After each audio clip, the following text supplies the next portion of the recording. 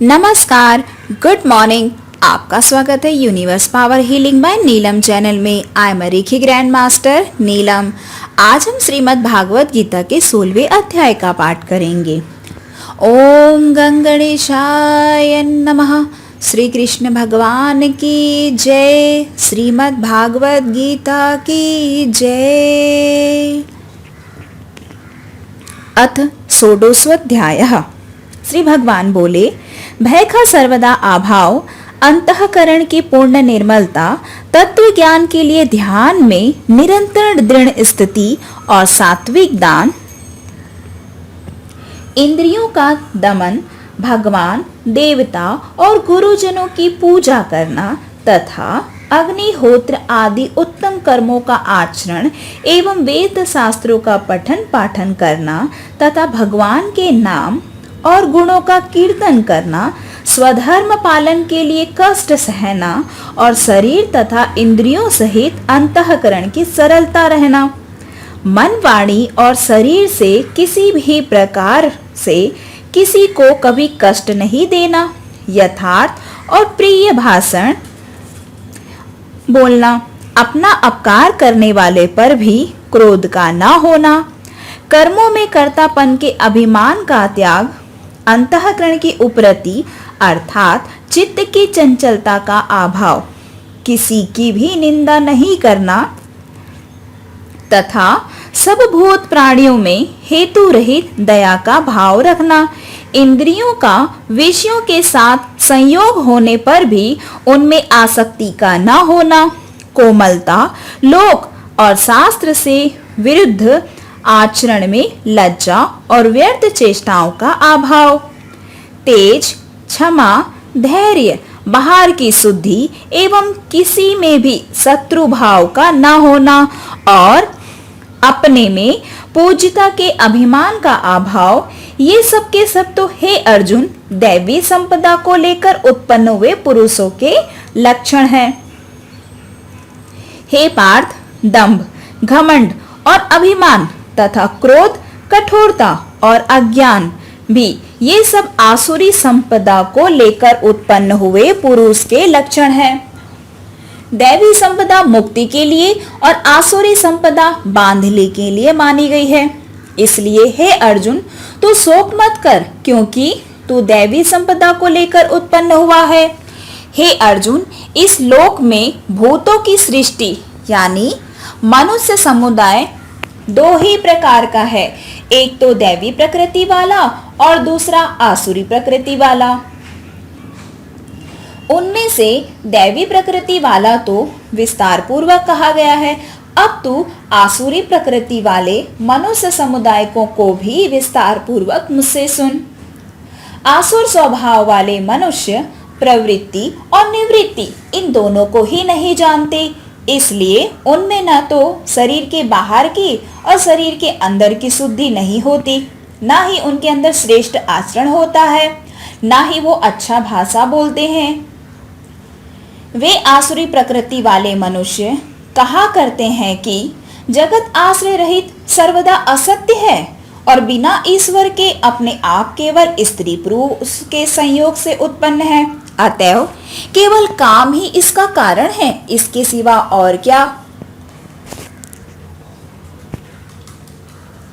इस मिथ्या ज्ञान को अवलंबन करके जिनका स्वभाव नष्ट हो गया है तथा जिनकी बुद्धि मंद है, वे सबका अपकार करने वाले कुकर्मी मनुष्य केवल जगत के नाश के लिए ही समर्थ होते हैं।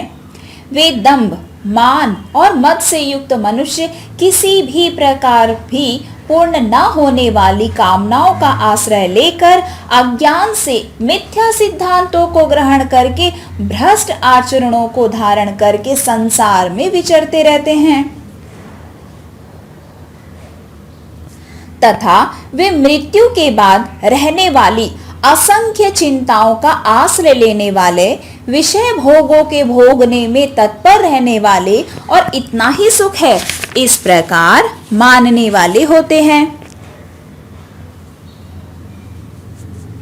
वे आशा की सैकड़ों फांसियों में बंधे हुए मनुष्य काम क्रोध के परायण होके विषय भोगों के लिए अन्याय पूर्वक धनादि पदार्थों का संग्रह करने की कोशिश करते रहते हैं। वे सोचा करते हैं कि मैंने आज यह प्राप्त कर लिया है और अब मैं इस और मनोरथ को प्राप्त कर लूंगा। मेरे द्वारा यह इतना धन है और भी मैं यह हो जाएगा। वह शत्रु मेरे द्वारा मारा गया है और उन दूसरे शत्रुओं को भी मैं मार डालूंगा। मैं ईश्वर हूँ, ऐश्वर्य को भोगने वाला हूँ। मैं सब सिद्धियों से युक्त हूँ और बलवान तथा सुखी हूँ। मैं बड़ा धनी और बड़े कुटुंब वाला हूँ। मेरे समान दूसरा कौन है? मैं यज्ञ करूंगा, दान दूंगा, आमोद प्रमोद करूंगा। इस प्रकार अज्ञान से मोहित रहने वाला तथा अनेक प्रकार से भ्रमित चित्त वाले मोह रूप जाल से समावृत और विषय भोगों में अत्यंत आसक्त आसुर लोग महान अपवित्र नरक में गिरते हैं। वे अपने आप को ही श्रेष्ठ मानने वाले घमंडी पुरुष धन और मान के मद से युक्त होकर केवल नाम मात्र के यज्ञ द्वारा पाखंड से शास्त्र विधि रहित यजन करते हैं। वे अहंकार, बल, घमंड, कामना और क्रोध आदि के परायण और दूसरे की निंदा करने वाले पुरुष अपने और दूसरे के शरीर में स्थित मुझ अंतर्यामी से द्वेष करने वाले होते हैं। उन द्वेष करने वाले पापाचारी और कुकर्मी नराधमों को मैं बार बार संसार में बार बार आसुर योनियों में ही डालता हूँ। हे अर्जुन, वे मूढ़ मुझको न प्राप्त होकर ही जन्म जन्म में आसुरी योनियों में ही प्राप्त होते हैं, फिर उससे भी अति नीच गति को प्राप्त होते हैं, अर्थात घोर नरक में पड़ते हैं। काम, क्रोध तथा लोभ ये तीन प्रकार के नरक के द्वार आत्मा का नाश करने वाले अर्थात उसको अधोगति में ले जाने वाले हैं। अतएव इन तीनों का त्याग कर देना चाहिए। हे अर्जुन, इन तीनों नरक के द्वारों से मुक्त पुरुष अपने कल्याण का आचरण करता है, इससे वह परम गति को जाता है, अर्थात मुझको प्राप्त होता है। जो पुरुष शास्त्र विधि को त्याग कर अपनी इच्छा से मनमाना आचरण करता है, वह ना तो सिद्धि को प्राप्त होता है, ना ही परम गति को और ना ही सुख को ही। इससे तेरे लिए इस कर्तव्य और अकर्तव्य की व्यथा में शास्त्र ही प्रमाण है, ऐसा जानकर तू शास्त्र विधि से नियत कर्म ही करने योग्य है। ओम तत्सदिति श्रीमद्भागवत गीता सोपनिषत्सु ब्रह्मा विद्यायां योग शास्त्रे श्री कृष्ण अर्जुन संवादे ब्रह्मा विद्या योग शास्त्रे श्री कृष्ण अर्जुन संवादे दैव्यासुर संपदा द्विविभागो नाम षोडशोऽध्यायः संपूर्ण। श्री कृष्ण भगवान की जय। श्रीमद् भागवत गीता की जय। ओम गंगणेशाय नमः। अगर आपको यह वीडियो पसंद आया है तो प्लीज लाइक करें एंड सब्सक्राइब करें। अगर आप कुछ कहना चाहते हैं या पूछना चाहते हैं तो नीचे कमेंट बॉक्स में आप अपना क्वेश्चन या अपना कमेंट दे सकते हैं। धन्यवाद।